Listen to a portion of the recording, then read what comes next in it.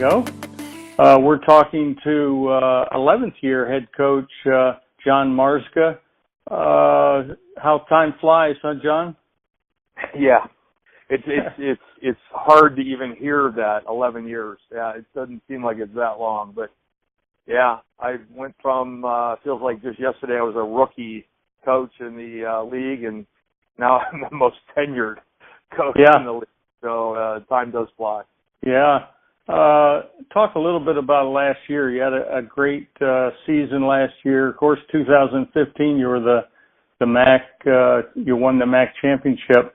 But last year you didn't quite make it all the way, but you still were able to play in the MAC Centennial Bowl, and you beat Franklin and Marshall. Yes, sir. That's right. So it was still a good season for you.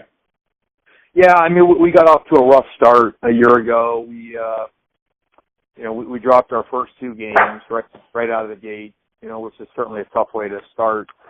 And then you kind of feel like the rest of the year, I mean, you're just trying to claw your way back. And we had a really good middle stretch there, winning.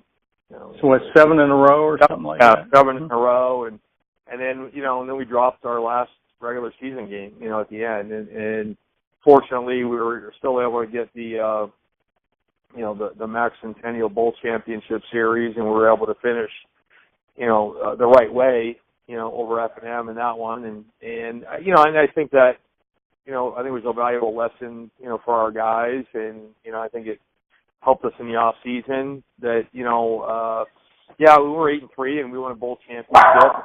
I think everyone knew that, we were capable of more. I mean, it felt like we were capable of winning a MAC championship a year ago, and that didn't happen. And so, I think it kind of maybe changed our, our approach and perspective on some things, and I think it, I think it helped us refocus ourselves, through the spring and the summer and into camp this year.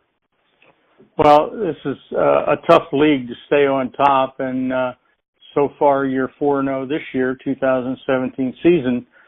Tell me a little bit about that game last week. I read the details of the game. I see you scored early but missed the extra point. Was that Christian that missed that? Yeah, Christian Hagens, and it was, it's like a series of events, and so he actually made the extra point the first time he kicked it, but we had an offensive lineman jumped offside.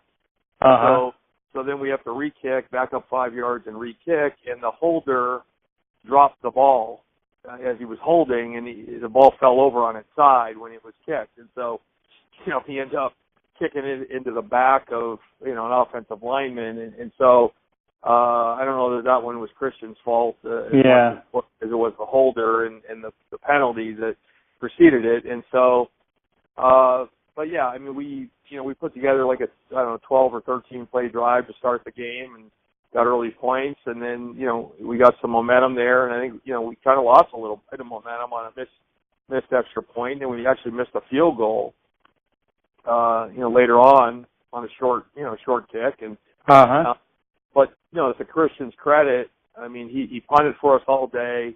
Officially, he pinned Widener inside the 25 times. Unofficially, it was 7 times because one of them was a result of a penalty. And the other one was right at the 20, so it's not considered inside the 20. But he punted, once to the 20, 3 times to the 16, once at the 7, once at the 9, I think once at the 13. And again, one of those was a result of a holding call on them on a return. But, he helped us with average drive start tremendously, in the punt game. And then, he made the one that counted at the end with the game-winning field goal with 3 seconds left. And so, it's a big day for a freshman kicker. Yeah, freshman, and it is tough to be the punter and the field goal kicker too. That takes a special person to be able to separate those two things. And yeah, it does. Mm-hmm. It does. I mean, well, it's both involve certainly kicking and swinging your leg. There are different techniques and fundamentals involved, and we had an injury. Kevin Getz had been our starting kicker, and Kevin had been injured, and Christian as a freshman, I mean, he had to step up. I mean, he needed to kick for us at Lycoming, and that was his first varsity action. Yeah. And then last week, and you needed to bring him on for a game winner, and Widener head coach Mike Kelly iced him twice at the end of the game. He had 2 timeouts back to back, and Christian, to his credit, he never flinched, and he nailed it, right down the middle of the upright. So it was certainly a big day for him, and I think it is a preview to what his career can look like here, as he continues to grow and develop. You hate to see injuries, but sometimes it brings up people that you would never have seen. So not as a silver lining, but always be prepared, right, freshman? That's right, and it creates an opportunity for someone else. And, sure. And sure. Christian, he sees the opportunity, and and he'll be, Kevin's back now, but Christian's still going to be helping us. I mean, we're going to be, getting a look at both of them in different scenarios and based on game situation and what their strengths are. And so, I think Christian kind of he certainly earned a lot of credibility in the eyes of his teammates and with the coaches as well. So, that will not be the last you see of him this year. Yeah.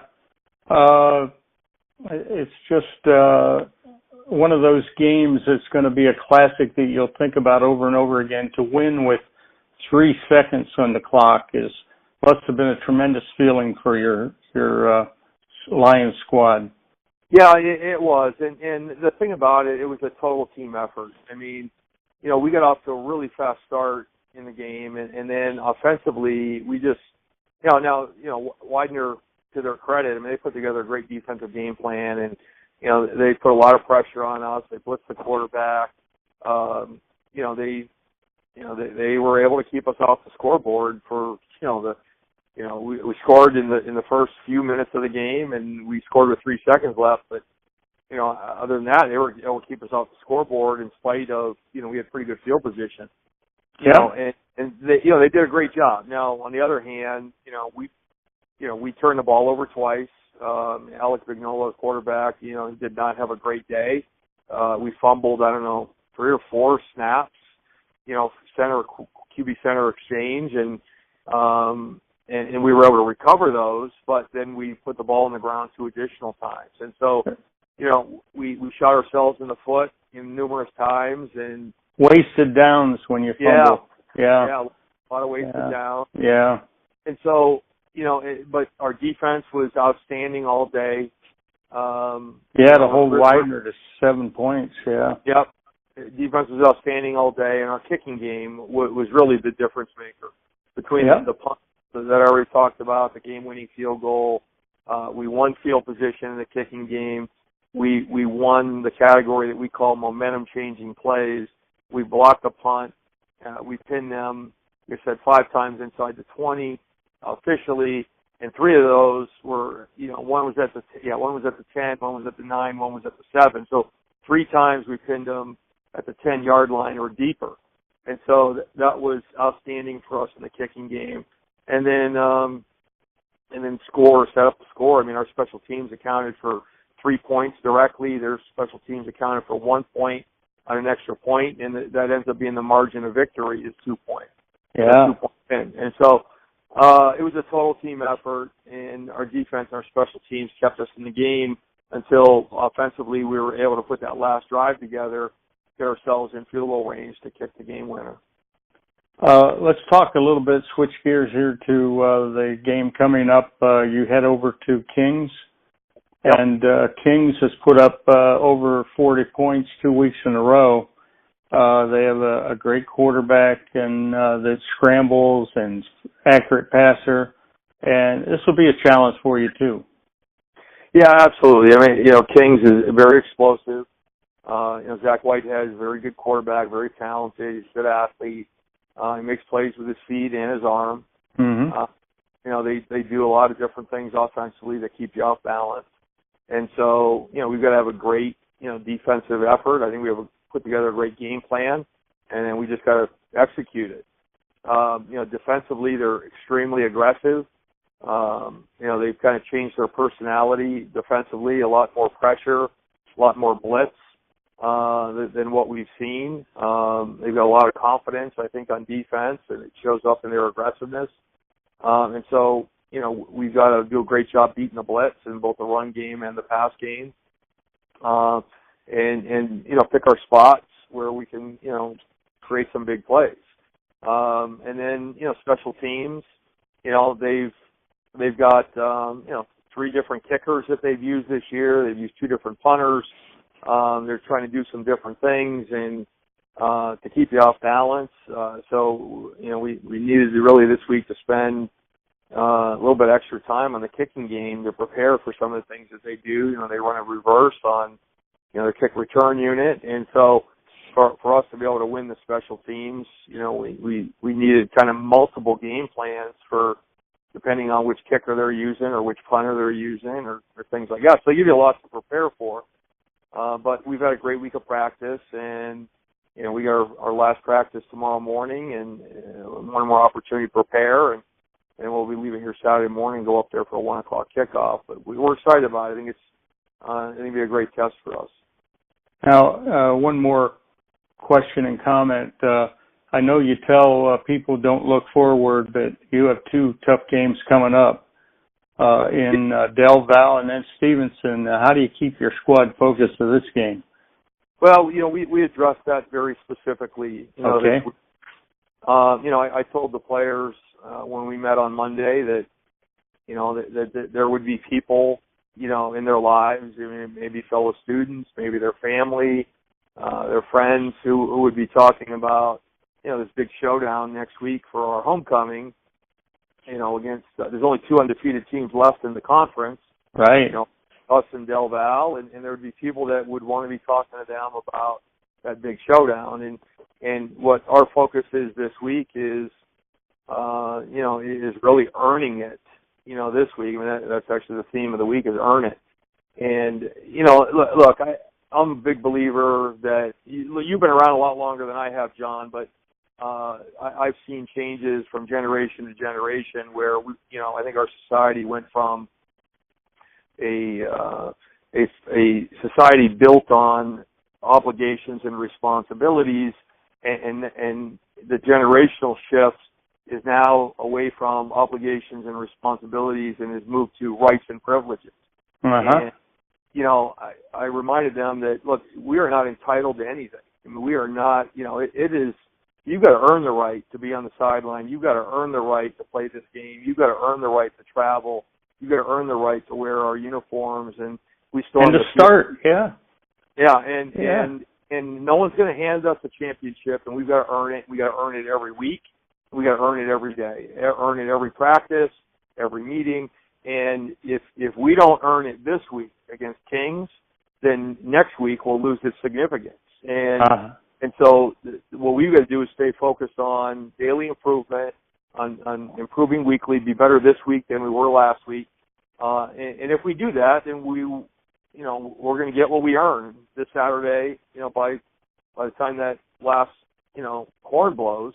And then we'll focus on earning it next week. But you can't look ahead. You look ahead, and that's when you get punched in the mouth. And we've got to stay focused on the task at hand, and that's our own development, our own improvement on a daily basis. And I feel like we've approached this week the right way, and hopefully we can,